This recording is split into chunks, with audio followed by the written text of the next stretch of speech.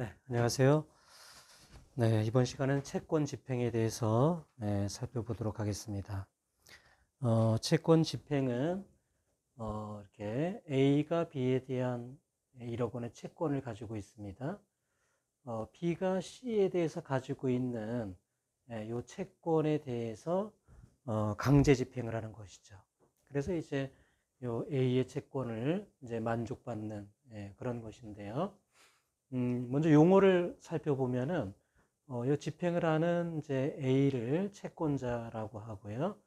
요 B는 이제 채무자가 되겠죠. 그리고 요 C는 제3 채무자가 됩니다. 그래서 채권 집행에 있어서의 당사자는 요 채권자, 채무자이지만은 요 제3 채무자도요. 요 피압류 채권의 압류에 의해서 어떤 지급을 이제 지급 금지가 되는 그런 일정한 효과가 이제 미칩니다. 그래서 채권자, 채무자, 제3 채무자라고 하고요. A가 이렇게 B에 대해서 가지고 있는 이 채권을 이제 집행채권이라고 하고, 그다음에 압류가 되는 이 채권을 피압류 채권이다라고 이렇게 부릅니다. 우리가 이제 잘 알고 있는 그 부동산 집행과의 가장 큰 차이는 이게 부동산 집행의 경우에는 부동산의 등기 이런 이제 공시 제도가 이제 완비되어 있다면은 채권 집행의 경우에는 그런 공시가 이루어지고 있지 않기 때문에 그 집행이 상당히 관념적이다라는 차이가 있습니다.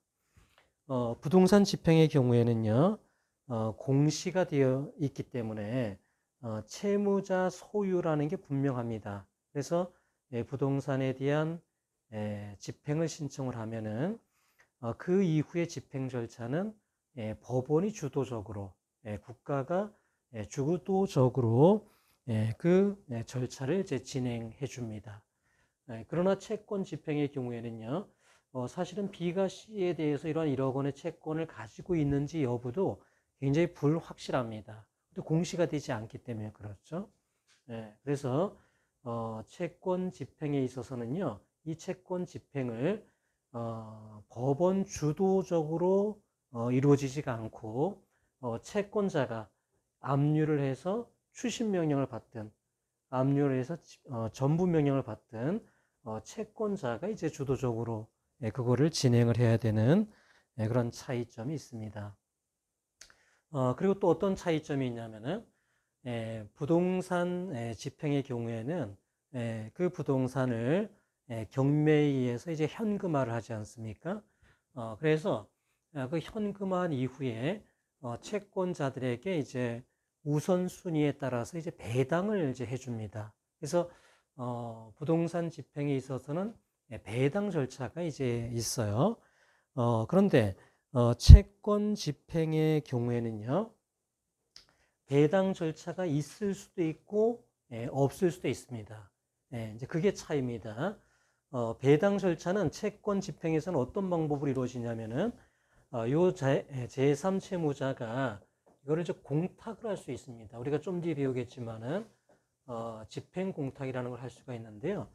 난 이게 A, B 둘 사이의 다툼 때문에 이 불편해졌잖아요. 지급이 금지됐잖아요. 그죠?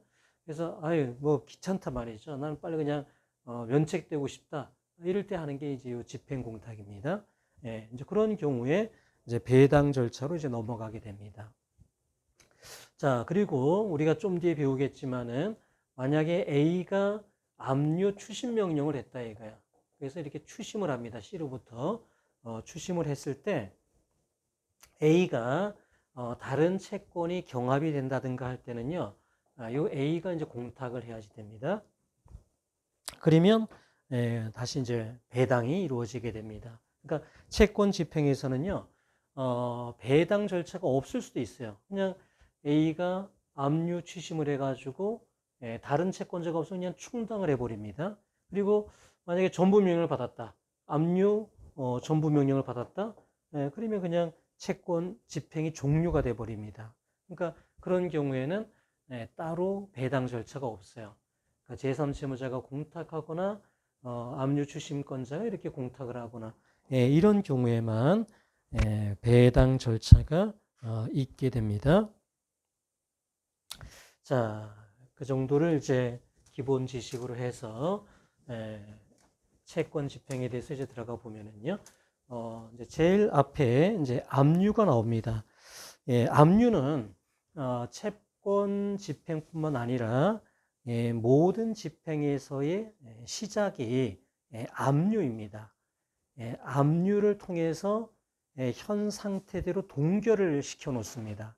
그래야 집행이 진행될 수가 있어요. 그러니까 집행의 첫 시작은 현상 동결, 압류, 그거부터 이제 하고 시작을 하게 됩니다. 그래서 A가 B에 대한 1억 원의 채권에 기해 가지고 B가 C에 대해서 가지고 있는 1억 원 채권에 대해서 집행을 한다. 제일 먼저는 이제 압류를 하는 겁니다. 네, 압류. 그래서 이 채권에 대한 압류 신청. 보통 이제 압류 추심 명령, 압류 전부 명령 보통 같이 신청을 하는데요.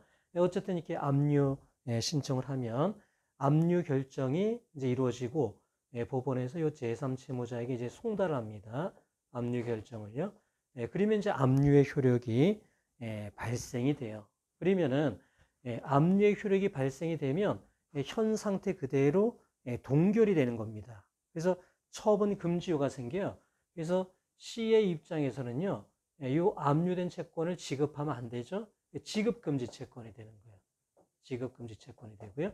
B의 입장에서도 변제를 받거나 수령을 하거나 이거를 처분한다든가 이런 것들을 못한다 이거예요. 그런 걸 했을 때 이 A에게 대항할 수가 없게 됩니다. 이렇게 압류가 되었음에도 불구하고 만약에 C가 B에게 1억 원을 지급을 했다 이거야. 1억 원을 지급했다. 이거는 A에 대해서는 아무 효력이 없습니다. 따라서요. A는 요 1억 원이 여전히 존재하는 걸 전제로 압류 추심명령, 압류 전부명령을 통해서 계속 집행을 할 수 있어요. 그러면 C는요. 이중 지급을 해야 됩니다. 그러니까 압류가 금지되었음에도 불구하고 변제를 했다? 이거는 채권자에게 대항 못하는 겁니다. 따라서 채권자는 압류 추심명령, 압류 전부명령에 의해서 만족을 얻을 수 있는 거예요. 그러면 C는 이중으로 변제를 해야 되는 그 위험을 부담하게 되는 것이죠. 자, 먼저 이제 그 피압류 채권의 특정이라고 해서 판례를 몇 개 이제 소개해 놨는데요. 채권 집행이 부동산 집행과의 가장 큰 차이는 공시가 이제 안 된다는 것이죠. 그래서 채무자가 제3채무자에 대해서 정말 그 채권을 가지고 있는지 그런 것이 상당히 불확실합니다. 그래서 이렇게 채권 압류에 있어서는요. 그래도 가급적 특정을 잘 하라 이거야. 그러니까 어떤 채권에 대한 압류인지를 이게 상당히 관념적이니까요. 그래도 상당히 특정을 할 의무가 있다는 겁니다. 채권자가요. 자, 그래서 가번 판례를 보면은요. 신청서에 압류할 채권의 종류와 액수를 밝혀야 되고요. 또 일부에 대해서 압류를 할 때는 그 범위를 적어야지 됩니다. 자, 밑줄 쳐놓은 부분입니다.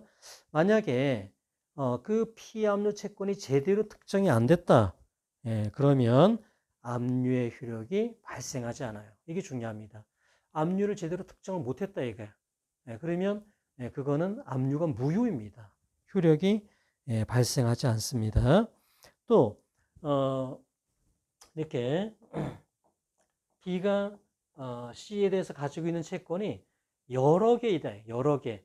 그러면 B가 C에 대해서 가지고 있는 채권 중에 어느 채권에 대한 압류인지를 특정을 해줘야지 된다라는 겁니다. 그렇지 않으면은 만약에 이렇게 채권이 이렇게 여러 개 있다, 이거 여러 개 있다. 근데 어느 채권을 압류하는 것인지를 분명하게 하지 않으면은요, B의 입장에서는 뭐에 대한 지금 처분이 금지되는 것인지 알 수가 없고요. 제3채무자 입장에서도 지금 뭐를 지급하면 안 되는 것인지 그게 특정이 잘 안 되죠. 또 공탁을 하려고 해도 뭐를 공탁을 해야 될지도 알기가 어려운 것이다라는 겁니다. 그래서 이제 요 사례는 이제 어떤 경우였냐면요.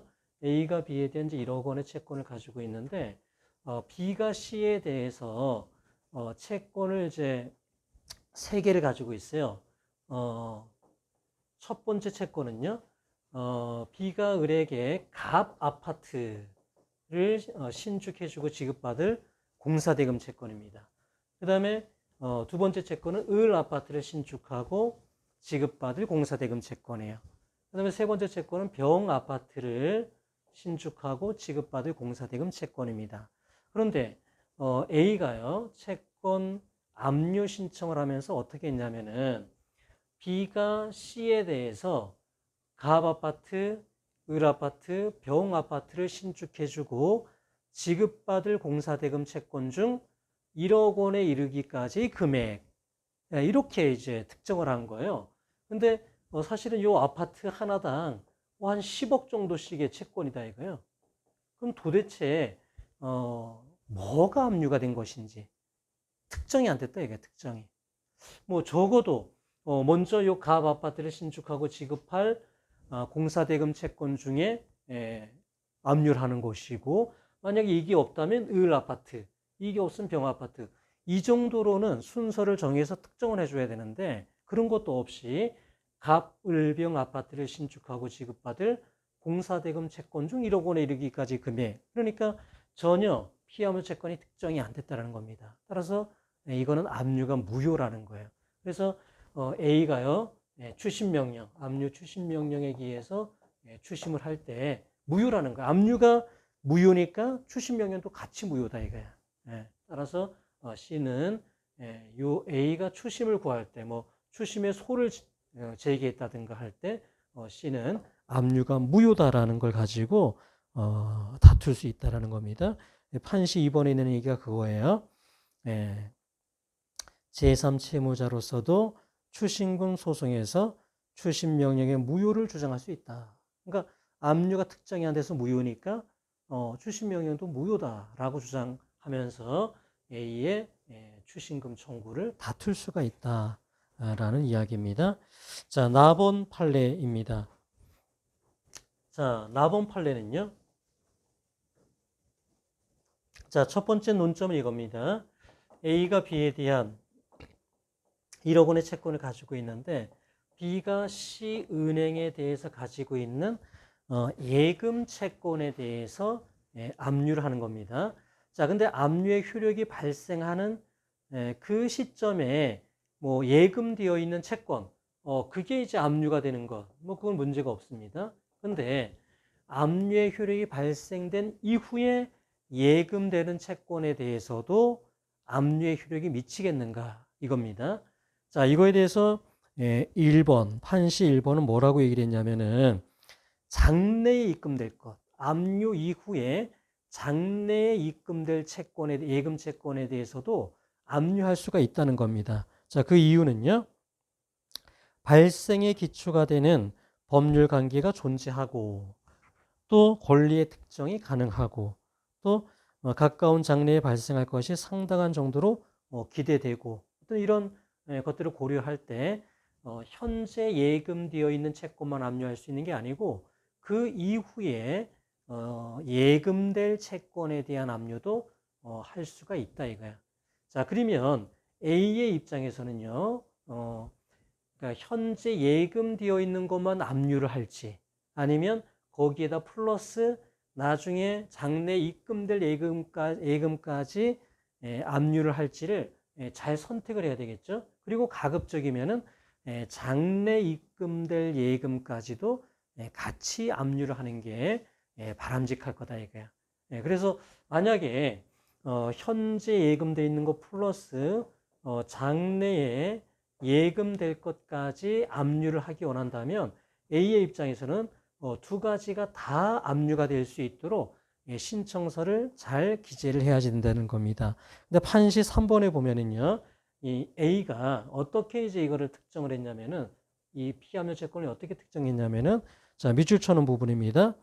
채무자가 각 제3채무자들에게 대하여 가지는 다음의 예금 채권 중 다음에서 기재한 순서에 따라 위 청구 금액이 이를 때까지 금액. 그러니까 A가 B에 대해서 가지는 예금 채권 중 뭐 여러 가지 예금 채권이 있을 테니까 뭐 첫 번째는 뭐 정기 예금, 보통 예금 뭐 이런 순서를 이제 정한 거예요. 자, 근데 가지는이라고 했잖아요. 그러니까 현재 예금되어 가지고 있는 B가 C에 대해 가지고 있는 예금 채권을 압류 신청한 건 맞아요. 근데 이 장래에 입금될 것까지도 이 표현 안에 들어가 있느냐? 그렇지 않다는 거죠. 뭐 가지는 또는 가지거나 가지게 될 이렇게 표현을 했으면은 현재 플러스 장래 예금 채권까지도 압류 신청한 것으로 봐서 법원에서 압류 결정이 났다면은 다 압류의 효력이 미치는 것으로 볼 수 있지만요. 이렇게 가지는이라고 했다면은 장래 예금 채권에 대한 압류 신청은 없었고 또 따라서 장래 예금 채권에 대한 압류는 없었던 것으로 봐야지 된다. 라는 겁니다. 그래서 이 피압류 채권을 특정을 할 때는요.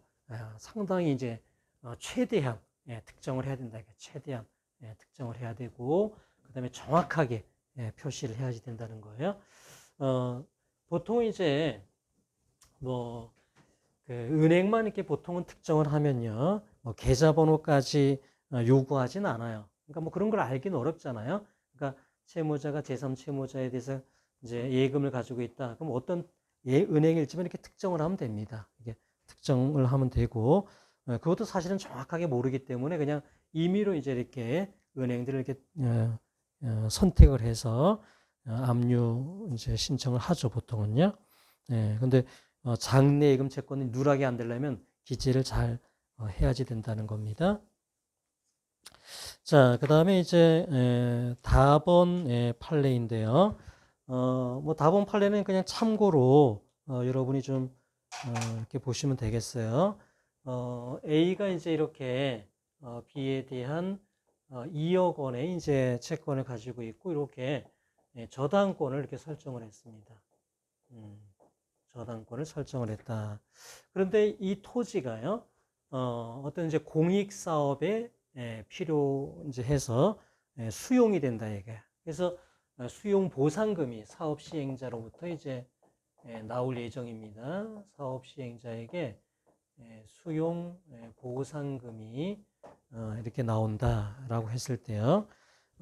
이 수용 보상금 이 채권에 대해서 A의 입장에서는 빨리 이거를 압류 이제 이런 걸 해놔야 돼요. 그래야 이제 요 저당권이 요 부동산에 대한 저당권이 요 수용 보상금에 대한 것으로 이제 물상 대위를 이제 행사할 수가 있거든요. 그래서 사업 시행자가 그냥 수용 보상금을 B에게 지급해 버리면 안 돼요. 지급하기 전에 빨리 특정을 해야 됩니다. 압류 같은 거를 해야지 된다라는 겁니다. 그래서 만약에 이 수용 보상금 채권에 대해서 A가 이거를 압류를 했다. 그래서 이게 B에게 지급되기 전에 이게 이렇게 묶였다 이거예요. 그런 경우에는 A가 이 부동산에 대한 우선 변제권을 행사할 수 있는 것처럼 이 수용 보상금에 대해서 또 물상 대위에 의해서 우선 변제권을 행사할 수가 있어요. 그래서 A는요, 요 B의 수용 보상금 채권에 대해서 뭐 압류, 추심 명령, 압류, 전부 명령 이런 것들을 신청할 수 있는데요. B의 다른 채권자가 추가로 요 수용 보상금에 대해서 뭐 압류를 하든 아니면 가압류를 하든 아니면 배당 요구를 하든 A는요 우선 변제권을 행사할 수 있어요. 물상 대위에 의해서. 그래서 다른 채권자보다 우선해서 요 수용 보상금에 대한 집행을 통해서 배당을 그러니까 변제를 받을 수가 있습니다.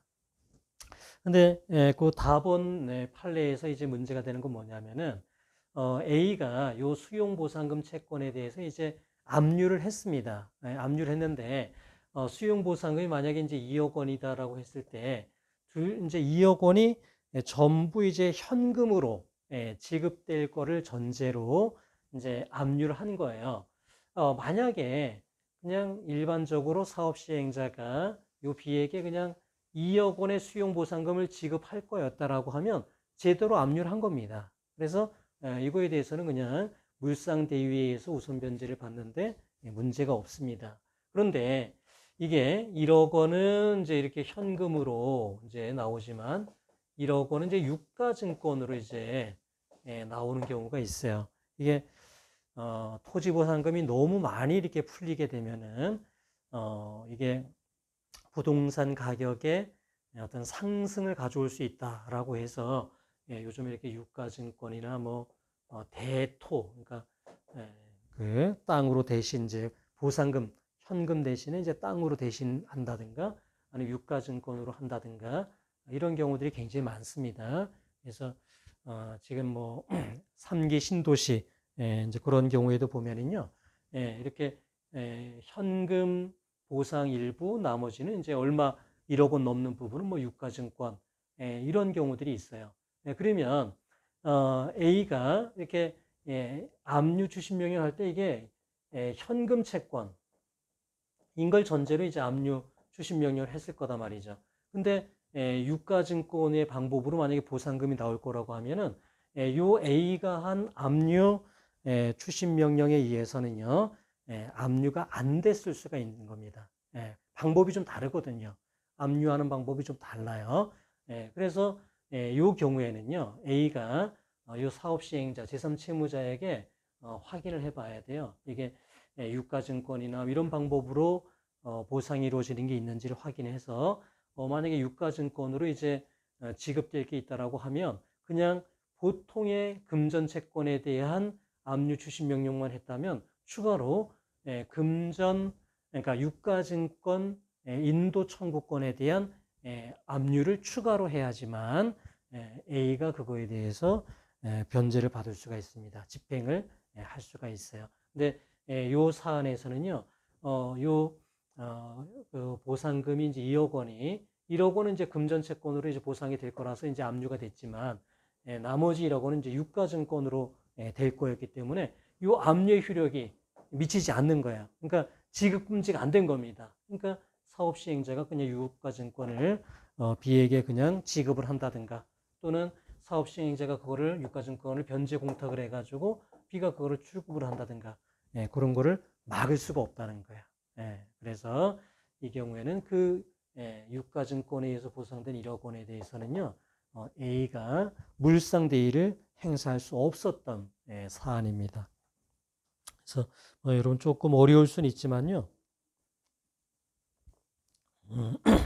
여러분이 여기서 기억해야 될 거는 이렇게 보상금이 이제 그냥 금전으로 이렇게 지급이 된다라고 하면 압류 추심 명령, 현금 채권에다 압류 추심 명령도 충분하지만 그 이외에 뭐 유가증권 이런 걸로 될 경우에는 확인을 해서 유가증권 인도 청구권에 대한 압류를 별도로 해야지만 안전하다라는 겁니다. 자, 압류의 효력을 살펴보겠습니다. 자, 민사집행법에 보면은요. 민사집행법에 보면은 248조 규정이 있는데요. 아주 중요한 조항입니다. 그래서 이게 이렇게 A가 B에 대한 1억 원 채권을 가지고 있잖아요. B가 C에 대한 1억 원 채권을 가지고 있는데 이게 이제 압류가 됐다 이거야. 그러면 요 C의 입장에서는 이제 A, B 둘 싸움에 불편해졌잖아요. C는 그냥 B에게 지급을 해야 되는데 지급이 금지되지 않습니까? 그죠? 그러니까 지급도 못 해요. 근데 이행기가 도래하면 또 지연 손해금도 발생합니다. 그래서 요 제3채무자는 그런 복잡한 것에 벗어나고 싶다. 그리고 이제 공탁할 수 있다라고 한 거예요. 그래서 1항에 있는 공탁할 수 있다. 이거는 이제 C의 선택으로 공탁을 할 수 있다. 이거 이제 권리 공탁이라고 해요. 권리 공탁. 이렇게 공탁을 하게 되면은요, 이 법원에서는 이 공탁된 돈을 요 B의 채권자들에게 이제 배당을 해줍니다. 그래서 배당이 전제가 된 공탁이에요. 그래서 이거를 집행 공탁이라고 합니다. 집행공탁. 그러니까 우리가 민법 487조에서 배운 변제공탁하고는 다른 거예요.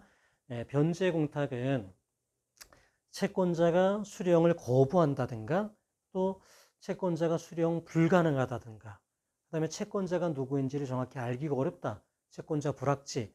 그런 걸 이유로 변제공탁을 하지 않습니까?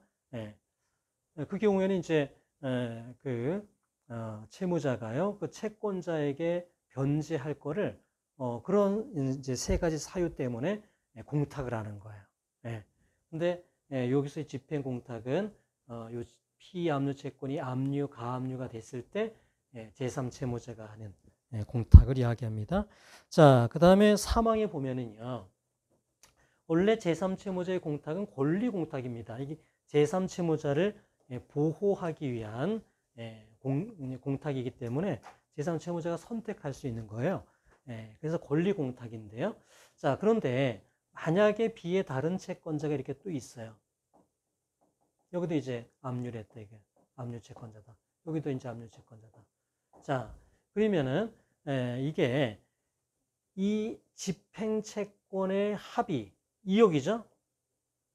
피압류 채권액보다 더 크잖아요. 초과하잖아요. 이거를 이제 압류가 경합하는 상태라고 합니다. 아주 중요한 개념인데요. 집행채권의 합이 피압류 채권보다 더 크다 이거야. 그러면 이게 압류가 경합하는 상태라고 합니다.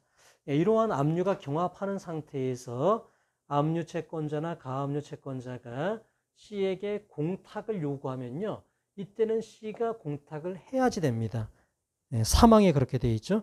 공탁을 하여야 한다. 라고 되어 있습니다. 그건 이제 의무 공탁입니다. 그러니까 원래는 권리 공탁인데요. 이렇게 압류가 경합되는 상태에서 압류 채권자나 가압류 채권자가 청구를 하면 제3채무자가 공탁을 해야 된다. 이거는 이제 의무 공탁이 됩니다. 자, 압류의 효력에 대해서 이제 살펴보겠습니다. 자, 먼저 채무자의 지위를 보면은요. 자, A가 1억 원의 채권에 기해서 요 1억 원 채권에 대해서 압류를 하게 되면요. 채무자 입장에서는 수령을 하거나 그러니까 변제를 받거나 또 이 채권을 처분하는 것이 금지가 됩니다. 처분과 인수를 하여서는 아니 된다라고 되어 있습니다. 자, 그런데 이게 이제 압류가 되어 있다라고 해도 여전히 요 피압류 채권의 채권자는요, 여전히 B입니다. 그리고 금지가 되는 거는 현실적인 추심이에요. 그러니까 C로부터 1억 원을 현실적으로 추심하는 것, 그게 금지되는 것이지, 뭐 B가 C를 상대로 1억 원 지급하라는 이행의 소를 제기한다. 이거는 가능합니다.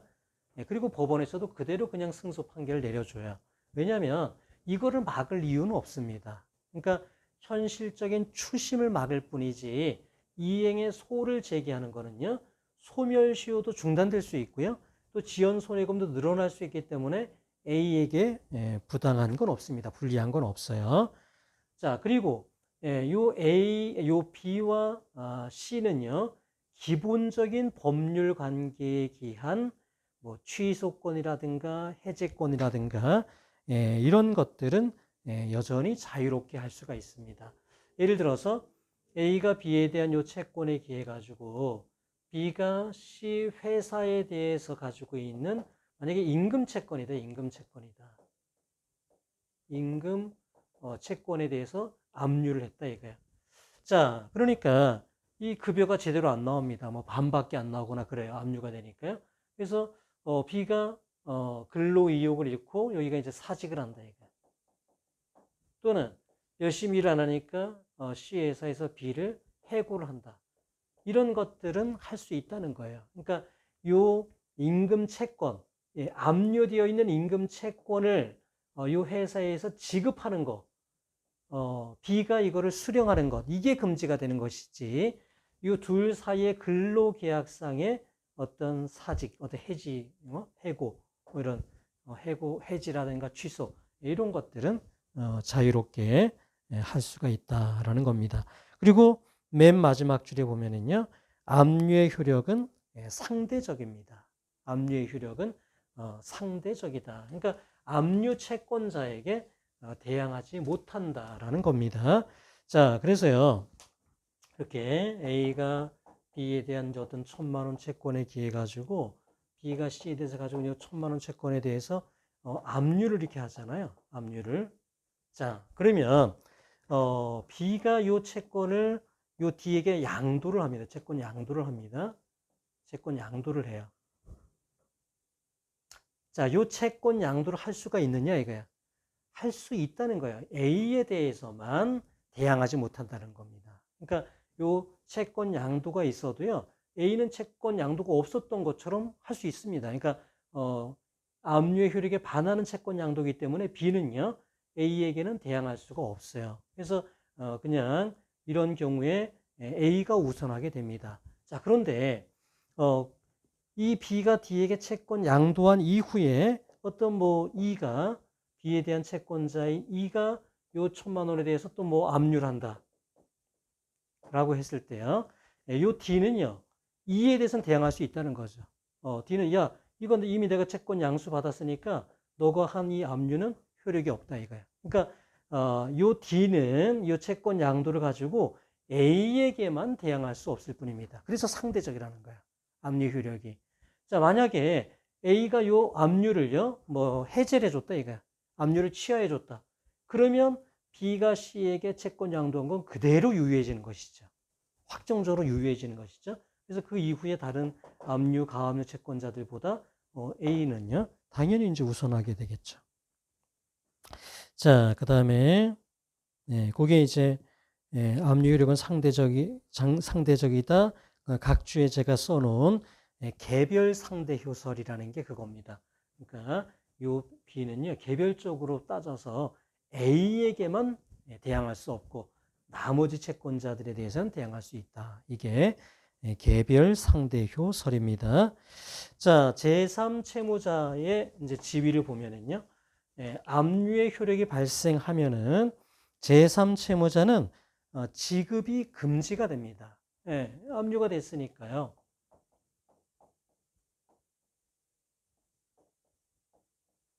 C는요, 요 1억 원에 대한 지급이 금지가 된다라는 겁니다.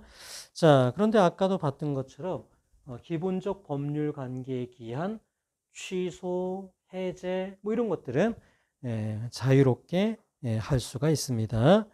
또 제3채무자는 요 채무자에게 대항할 수 있었던 사유를 가지고요. 압류 채권자에게도 대항할 수 있습니다. 그러니까 요 채권이 압류가 됐다는 이유만으로 여기가 불이익을 받으면 안 되겠죠. 그래서 제3채무자는 채무자에게 대항할 수 있었던 사유를 가지고요. 요 압류 채권자에게도 대항할 수 있습니다. 그러니까 뭐 제일 대표적인 게 C도 B에 대해서 1억 원 채권을 가지고 있을 때 상계할 수 있느냐 뭐 이런 것들이 문제가 되잖아요. 그러니까 A가 이제 압류 추심 명령을 받았을 때 C가 B에 대해서 가지고 있는 이 채권으로 이거를 상계할 수 있겠는가. 그래서 압류의 효력 발생 당시에 상계 적상이 있었다면 당연히 할 수 있고 그게 아니라면 자동 채권의 변제기가 수동 채권의 변제기보다 먼저 또는 동시에 도래한 경우에 상계할 수 있다. 뭐 그런 것들을 우리가 이제 공부를 했지 않습니까? 자, 그 다음에 이제 아까 우리가 법 조문에서 본 것처럼 제3채무자는 이렇게 공탁할 수 있어요. 이제 집행 공탁인데 원칙은 권리 공탁입니다. 그런데 의무가 되는 경우도 있어요. 압류가 경합하는 상태에서 요청을 받았다. 그런 경우에는요. 압류가 의무가 되는 경우도 있습니다. 자, 그 다음에 이제 박스 안에 있는 문제들을 한번 풀어보겠습니다. 자, 여러분이 이제 이 채권 집행은요, 특히나 아마 익숙하지가 않을 거예요. 좀 어려울 수가 있습니다. 자, 근데 여기에 있는 박스 안에 있는 문제도 한번 잘 보시기 바래요. 어떤 경우냐면은 A가 B에 대한 이제 이렇게 1,000만 원의 채권이 있는데 C라는 A의 채권자가요 1,000만 원 채권에 대해서 이제 압류 추심 명령을 이제 받았습니다. 자, 그다음에 D라는 이제 다른 채권자가 이 1,000만 원에 기해 가지고 이게 가압류를 했습니다. 이런 경우가 이제 압류가 경합하는 상태예요. 집행 채권의 합이 피압류 채권보다 이제 더 크지 않습니까? 이런 경우에 이제 압류가 경합된다라고 되어 있는데요. 자, 동그라미 1번에 보면은 자, 이렇게 C도 이렇게 요 채권에 대해서 이제 압류 추심 명령 이렇게 압류를 했고 D도 요 1,000만 원 채권에 의해서 요 채권을 이제 가압류를 했다 이거예요. 이 경우에 자, B는 C에게 요 1,000만 원을 변제할 수 있겠냐 이거야. 예. 이렇게 압류가 경합되고 있는 상태인데 B는 C에게 1,000만 원을 변제할 수 있겠는가라는 겁니다. 자, 변제할 수 있습니다. 자, 지금 압류 추심 명령을 받았잖아요. 그러면 이 압류 추심권자는요, 추심에 관한 권한을 집행법원으로부터 위임을 받은 겁니다. 그래서 그냥 자기 혼자 다 추심, 다 그냥 만족을 얻기 위해서 추심하는 게 아니고 모든 채권자를 위해서 추심을 할 수 있는 권한이 있는 거예요. 추심 권한을 집행법원으로부터 위임받은 겁니다. 그래서 B는요, 그냥 이 추심권자에게 1,000만 원 다 변제하면 이제 면책되는 겁니다. 이 채권은 없어지는 겁니다. 그럼 어떻게 되느냐? C는 어떤 조치를 취해야 되느냐? C는요, 이걸 이제 공탁을 해야 됩니다. 왜요? 자기 혼자만 채권이 있다면은 그냥 충당해버리면 돼요. 자기 채권에 충당해버리면 됩니다. 그런데 다른 채권자인 D가 있기 때문에 그렇게 할 수는 없어요. 그래서 법원에다 공탁을 해야 됩니다. 그러면 법원에서는 요 C하고 D에게 배당을 해주는 것이죠. 그죠? 채권 집행에 있어서 압류 추심권자가 이렇게 공탁을 하면 배당이 이루어진다 그랬잖아요. 그래서 압류 추심권자는 일단 추심은 할 수 있고요. 다른 채권자가 있으면 공탁을 해서 배당을 받게 됩니다. 자, 2번의 경우에요. 자, 같은 사례입니다. A가 B에 대한 1,000만 원 채권이 있는데 C도 압류 추심 명령을 받았고 D도 압류 추심 명령을 받았어요. 자, 압류가 경합하는 상태입니다. 자, 그런데 자, C가 B에게 내용 증명을 보냈어요. 뭐라고 보냈냐면은 압류가 경합하는 상태라면 공탁을 해주세요. 이렇게 공탁을 요청을 한 겁니다. 압류가 경합되는 상태에서 공탁을 요청하면은요, C는 의무 공탁입니다. 이때는 이걸 공탁을 해야지 돼요. 만약에 공탁을 안 하고 B가 그냥 D에게 이렇게 변제를 해버렸대, 이거 1,000만 원을. 그럼 안 됩니다. 만약에 공탁을 요청하지 않았다면 B는요, 압류 추심권자 아무에게나 1,000만 원 지급하면 돼요. C든 D에게든 아무에게나 지급하면 됩니다. 왜? 추심 명령을 받은 거는 법원으로부터 추심 권한을 위임받은 거기 때문에 B의 입장에서는 아무에게나 변제하면 되는 겁니다. 원래는.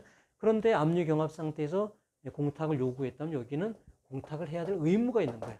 그런데도 불구하고 D에게 그냥 1,000만 원을 다 변제했다면요, C는 의무를 위반한 B에게 책임을 물을 수 있습니다. 어떤 책임을 물을 수 있느냐?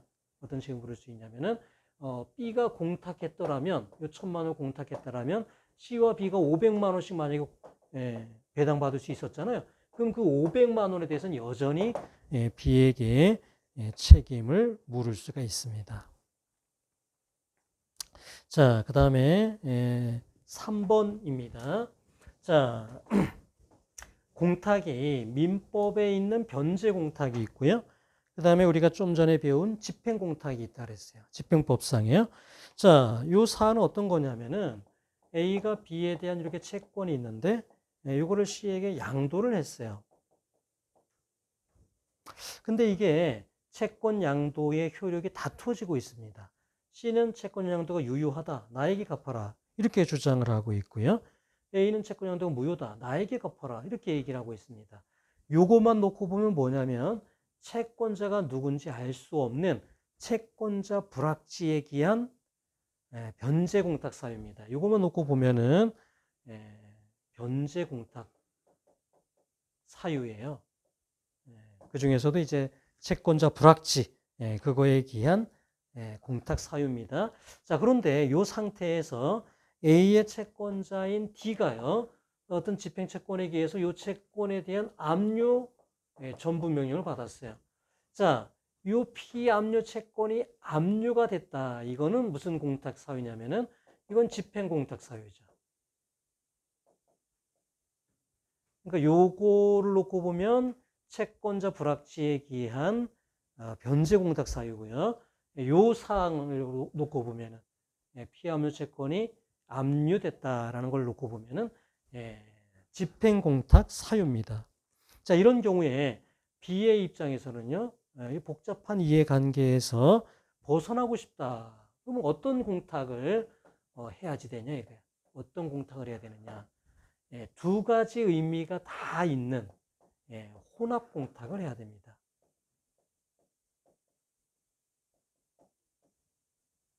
자, 혼합 공탁을 하려면 어떻게 해야 되냐면요, 공탁서에 이제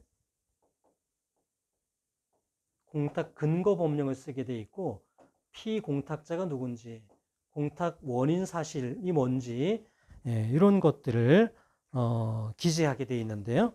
그러니까 요 B의 입장에서는요, 공탁 근거 법령을 둘 다 써주는 거예요. 민법 487조에 채권자 불확지에 기한 변제 공탁 사유, 그것도 써주고요. 그다음에 민사집행법, 민사집행법상의 제3채무자의 권리공탁 규정이 있었잖아요. 그것도 이제 같이 써주는 겁니다. 자, 그 다음에 피공탁자라는 건 뭐냐면은 이거를 누가 찾아가느냐라는 거예요. 그러니까 요 변제공탁 사유에서 보면은요, A가 B에 대한 채권이 있는데 채권 양도가 됐다. 유효인지 무효인지 다투어진다. 그러면 그 돈은 누가, 그러니까 B가 이걸 공탁했을 때 누가 찾아가야 되는 거냐면은 A 또는 C죠. A 또는 C입니다. 채권 양도가 유효하면 C가 찾아가는 거고요. 채권 양도가 무효이면 A가 찾아가는 것이죠. 집행공탁에서는요, 피공탁자라는 개념이 없어요. 왜냐하면은 집행공탁에서는 그냥 법원에서 알아서 알아서 배당을 해주면 되는 겁니다. 그러니까 변제공탁에서만 피공탁자 개념이 있는 거예요. 그 다음에 공탁 원인 사실에서는 어떻게 기재를 해주냐면은 이게 지금 채권자 불확지. 그 다음에 이 채권이 지금 압류됐다. 이 피압류 채권의 압류. 둘 다를 써주는 겁니다. 그러면 혼합 공탁이 된 겁니다. 자, 그래서 만약에 이제 뭐 1억 원을 이렇게 B가 공탁을 했잖아요. 이게 혼합 공탁이 됐잖아요. 그러면 요 법원에 공탁되어 있는 요 1억 원은 누가 찾아가게 되냐면요. 먼저는 이 채권 양도가 유효인지 무효인지가 이제 밝혀져야 돼요. 채권 양도가 유효하다. 그러면 C가 찾아가야 되겠죠. 그래서 이런 경우에 법원에서 이 공탁금을 받기 위해서는 C가요, 법원에 뭐를 제출하면 되냐면은 요 A와 D를 상대로 법원에 대한 공탁금 출급 청구권이 C에게 있다 이거예요. C에게 있다는 확인 소송을 제기합니다. 그래서 승소 판결을 받는 거예요. 법원에 대한 공탁금 출급 청구권이 A가 아니라 C에게 있다는 확인 소송을요, A와 D를 상대로 제기해서 승소 판결을 받아서 그 승소 판결을 법원에 제출하면 요 C에게 1억 원을 내줍니다. 만약에 채권 양도가 무효다, A 거다. 그러면 이때는 이제 집행, 배당이 이루어지겠죠. A의 채권자들에게 배당이 이루어질 텐데요. 이런 경우는 이제 어떻게 하면 배당이 이루어지냐면은 요 D가 요 C를 상대로 소송을 제기합니다. 공탁금 출구 청구권이 요 A에게 있다 이거예요. 공탁금 출구 청구권이 A에게 있다라는 확인 소송을 제기해서 그 승소 판결을 받아서 법원에 제출하면요, A의 채권자들에게 배당이 이루어지게 됩니다. 그래서 이런 경우에는요, 혼합 공탁을 해야 돼요. 이게 공탁을 잘못하게 되는 경우에는요,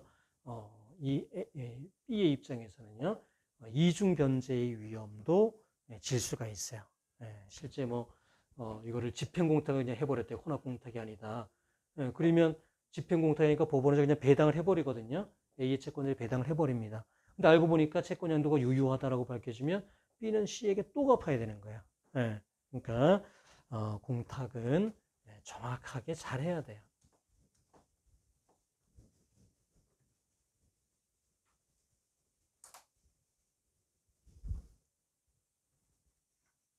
자, 그래서 그 관련 판례들을 이제 몇 가지 살펴보면은요. 자, 먼저 6페이지에 있는 쌍가루 1번은요. 이렇게 압류, 어떤 이제 가압류를 했을 때 어떤 그 제3채무자에게 지급 금지효가 발생하지 않습니까? 이제 요 B가 C에 대해서 여기 이제 임차인입니다. 임차인. 여기 이제 임대인인데 여기 1억 원의 이제 보증금 반환 채권이 있어요. 근데 이게 B의 채권자인 A가 이거를 이제 가압류를 한 겁니다. 가압류를 이렇게 했어요. 그러면 요 C는요, 지급이 금지되죠. B에게 지급을 할 수가 없게 됩니다. 자, 그런데 만약에 이 주택을 C가 여기 D에게 이제 양도를 했어요. 이게 양수인입니다. 자, 만약에 이 임차인에게 대항력이 있다면은 이 D는요, 임대인 지위를 승계하게 됩니다. 그죠? 임대인 지위가 이렇게 넘어오게 되는 거예요. 자, 그런데 이 채권 가압류에 있어서 제3채무자 요 지위도 같이 승계가 되냐 이거야. 같이 승계가 되느냐.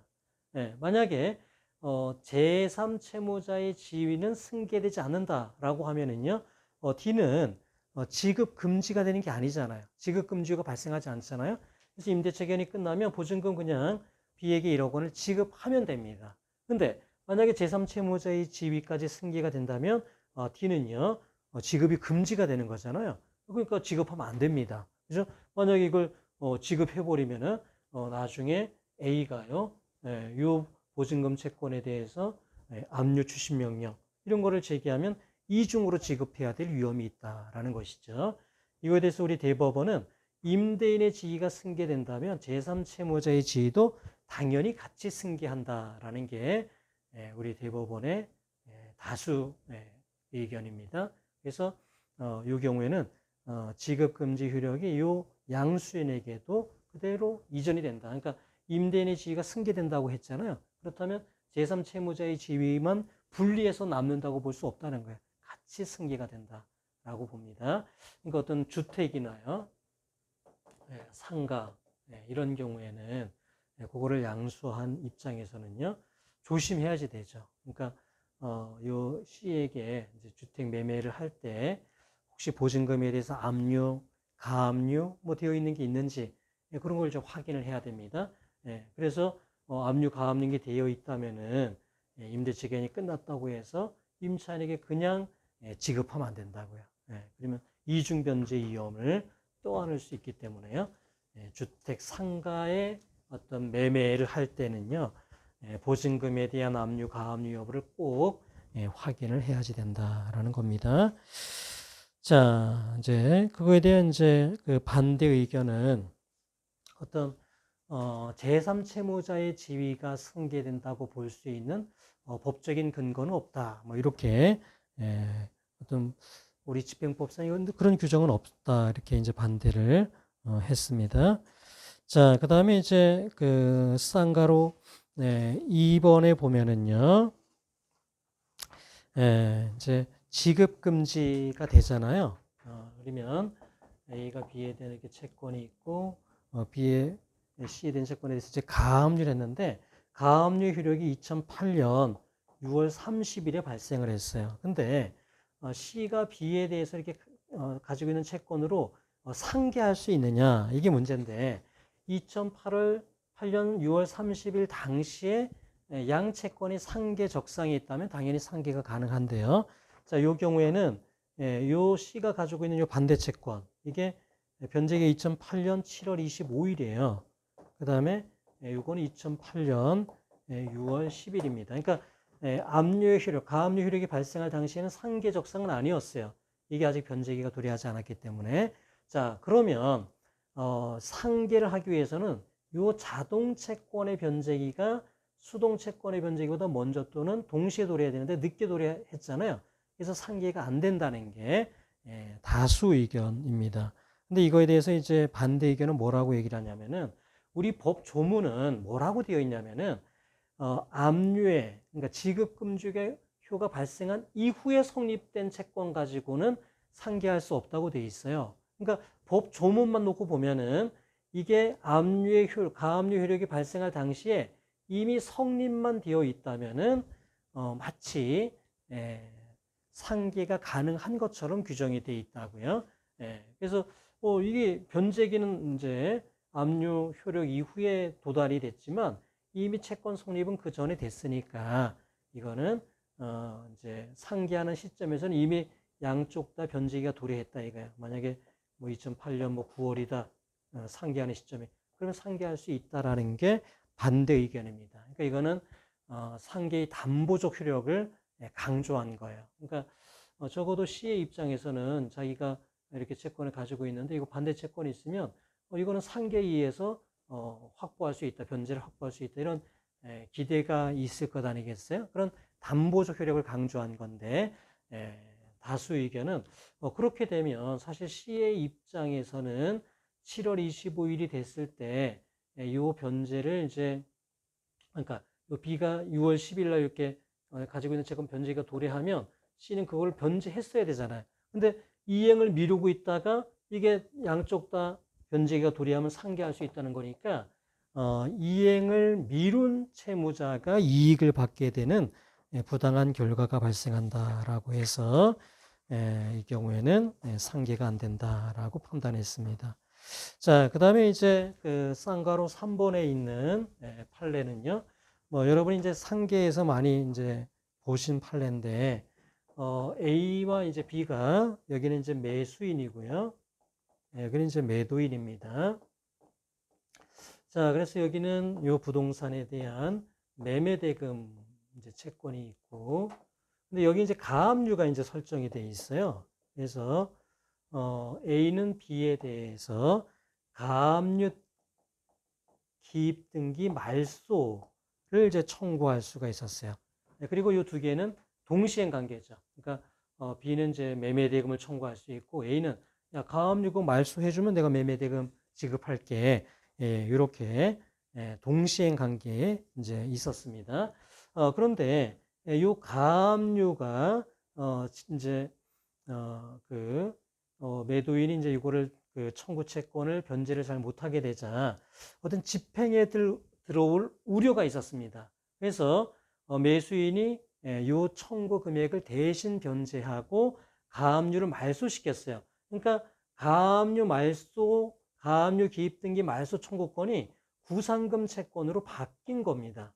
구상금 채권으로 바뀌었다. 근데 이게 이렇게 변형된 거에 지나지 않기 때문에 여전히 매매대금 채권과 구상금 채권은 동시행 관계에 있다라는 겁니다. 그래서 요 갑이 어떤 B에 대해 어떤 채권에서 매매대금에서 가압류를 한 이후에 요 A가 대위 변제해서 구상금 채권이 생겼다 하더라도 이거는 상계할 수가 있다는 거예요. A가요. 왜냐하면 이 경우에는 동시에 항변권에 대한 보호를 좀 해줘야 된다는 거고, 비록 가압류 효력, 지급금지 효력 이후에 구상금 채권이 발생하긴 했지만 그 기초가 되는 요 가압류 기입 등기 말소 요 권리는 이미 발생해 있었다는 것이죠.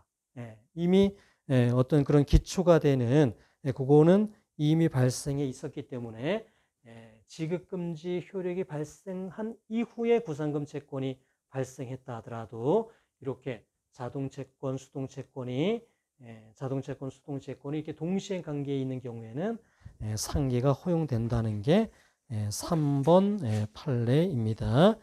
자, 그 다음에 이제 4번 판례는요. 아까 얘기했지만 그 제3채무자의 집행공탁은요. 원칙적으로 권리공탁이다라는 겁니다. 그런데 압류가 경합되는 상태에서 압류 채권자나 가압류 채권자가 청구를 하면은 이때는 의무 공탁이에요. 의무 공탁을 해야 되고, 만약에 이거를 공탁을 안 한다. 만약에 그냥 이미 지급을 해버렸다. 다른 채권자에게. 그러면 공탁을 청구했던 그 채권자는요.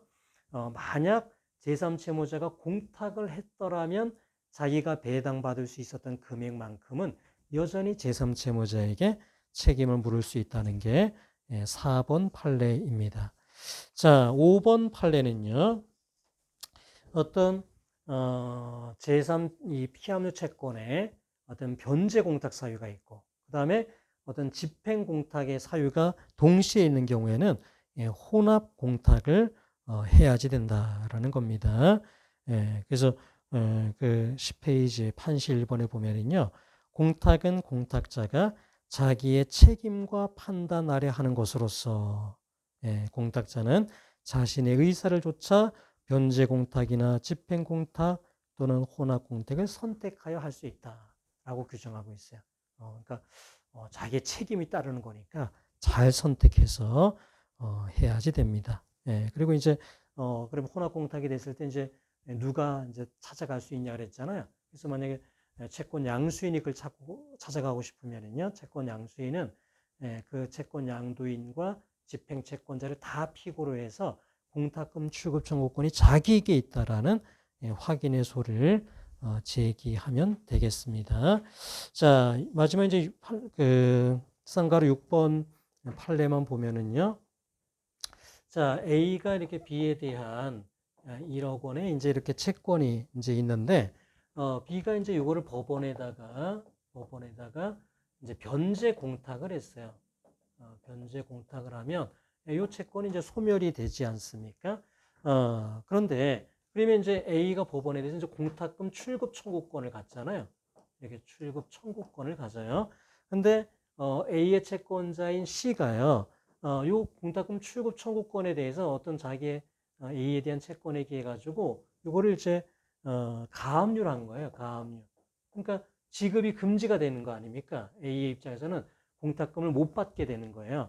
자, 그런데 A가 B에 대한 또 다른 채권이 이렇게 있어요. 다른 채권이 있으면 A는 B에 대한 요거를 채권으로 집행 채권으로 해서 B가 법원에 대해서 가지고 있는 공탁을 회수할 수 있는 채권 있잖아요. 공탁금 회수 청구권. 요거에 대해서 압류 추심 명령을 하는 거는 가능하다 이게. 압류 추심 명령을 하면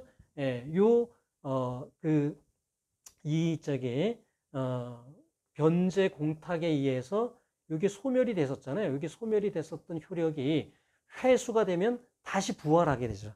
회수가 되면 부활이 되고 요 채권이 이제 그만큼 변제가 되는 효과가 있다. 그러니까 공탁금 출급 청구권에 대한 압류, 가압류가 있다 하더라도 공탁금 회수 청구권에 대한 집행은 여전히 가능하다. 두 개가 독립된 별개의 청구권이기 때문에 그렇다 이거예요. 그러니까 공탁금 청구권에 대한 압류, 가압류가 있더라도 다른 채권이 있으면 요 회수 청구권에 대한 집행을 통해 가지고 요 다른 채권의 만족을 받을 수가 있다는 것이죠. 자, 잠깐 쉬었다가 하도록 하겠습니다.